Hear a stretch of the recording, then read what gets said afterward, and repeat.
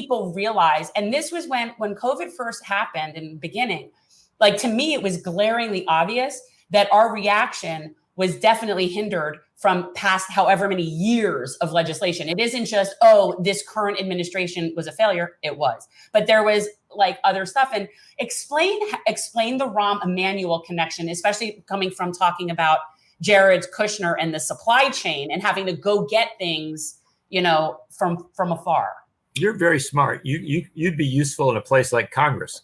Nice endorsement right there. But this is you were making the connection exactly right. And one of the things I tried to do in the book, there's a lot of things I tried to do in the book, but one of the things that I thought was important was to understand not just the people that were to blame for doing tremendous damage in the moment, but to understand the systems and the structures that made it possible for them to do so much damage and to do so much harm, to actually create a circumstance where hundreds of thousands of people died that did not need to die. And if we see it in that perspective, then on something like the supply chain, you have to go back to that question of why don't we make things here? I mean, why don't we plan for emergencies? Well, of course, those are two of the critical kind of driving forces of neoliberalism. Neoliberalism doesn't like planning, because if you plan for things as a government, then you're going to say, well, we have to have this sort of production. We have to invest in this sort of stuff. They never like that. They like to leave it to the market.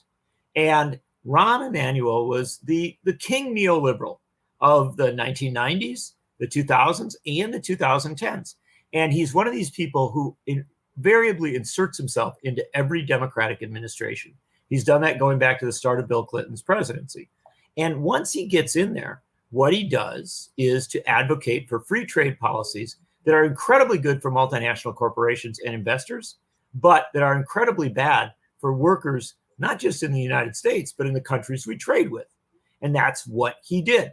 He was a driving force for NAFTA. He was a driving force for the GATT agreement. He was driving force for most favored nation trading status for China, policy after policy after policy through not just the Clinton administration, but also the Obama administration. End result was that by the time Rham Emmanuel got done, long before Donald Trump showed up in the White House, we had offshored not just jobs and factories, but whole industries. When I was doing the research on the book, I talked a lot to Sherrod Brown, the senator from Ohio. Mm-hmm. And this was early on in the spring of 2020. And Sherrod Brown said, look, our problem is clear. I mean, in addition to all the other challenges, we don't make things here anymore. And we're not even in a position where we know how to get the production ramped up quickly because we did no planning. We threw that all aside. And then you ask yourself, well, who's responsible for this? Well, we can point a lot of fingers of blame. That's easy to do. But at the end of the day, when you have someone as smart as Rham Emmanuel, and he's very, very smart, and someone as politically connected as him, who is in administration after administration advocating for these free trade policies, I think he's the person that you have to point a finger of blame at and say that his responsibility parallels that of members of the Trump administration, of profiteering billionaires, of pharmaceutical companies. Yeah. I mean, the profiteering from the big pharma, that was the obvious one, right? Like that's the one that most pedestrians would recognize we're being ripped off for our medication. But the overall way that they bill us twice for the same thing has always been extremely frustrating to me. So we pay for R&D, we paid for all of those things to be done, but then they are the only ones to get the profits. And then we have no government to protect us from being basically raped by them. This was on steroids during the pandemic because it's one of the things, like, I don't claim to be a great expert in pharmaceuticals. High school, everybody tries them, but as we grow up, I look at it, with, I think the eyes of perhaps, probably a layman, except that I do cover capitalism. And when you're talking about capitalism intersecting with the pharmaceutical companies, then you end up with a pretty ugly circumstance. Now, here's the interesting thing. Pharmaceutical companies don't like to make vaccines. That doesn't excite them. They like to make drugs that you have to take every day for the rest of your life. Right? That's That's a good drug, right? But a vaccine, if it's effective, you get it once, maybe you get it twice, maybe you get a booster, but it doesn't have that long-term, benefit. So for a variety of reasons, people in government knew that. When the pharmaceutical companies came into this process, they were given incredible incentives. Yes, the research was done through an amazing global cooperation, solidarity on a level that's rare in the history of the planet. People sharing DNA, people sharing breakthroughs, scientists, governments, international agencies, all trying to get here. The pharmaceutical companies who have the productive capacity step in and they say, yeah, we'll take all your research, we'll take all this stuff and we'll tinker a little with it and come up with some technologies. Pfizer, really didn't do that good, to be honest. They came up with a vaccine that you had to freeze to 85 degrees below zero, right?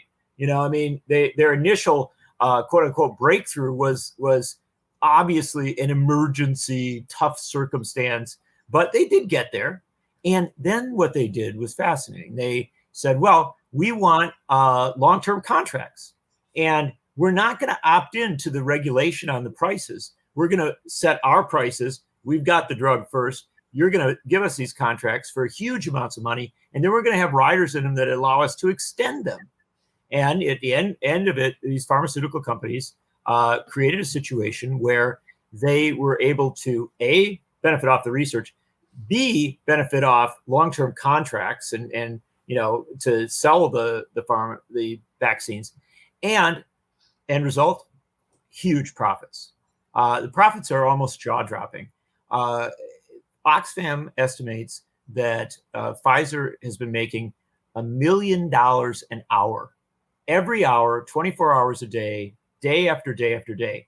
Other groups that have looked at a group of the pharmaceutical companies, Pfizer, Moderna, and BioNTech, will tell you that through some of the most intense moments of the pandemic, they were making $1,000 a second, $65,000 a minute, $93 million a day in revenues.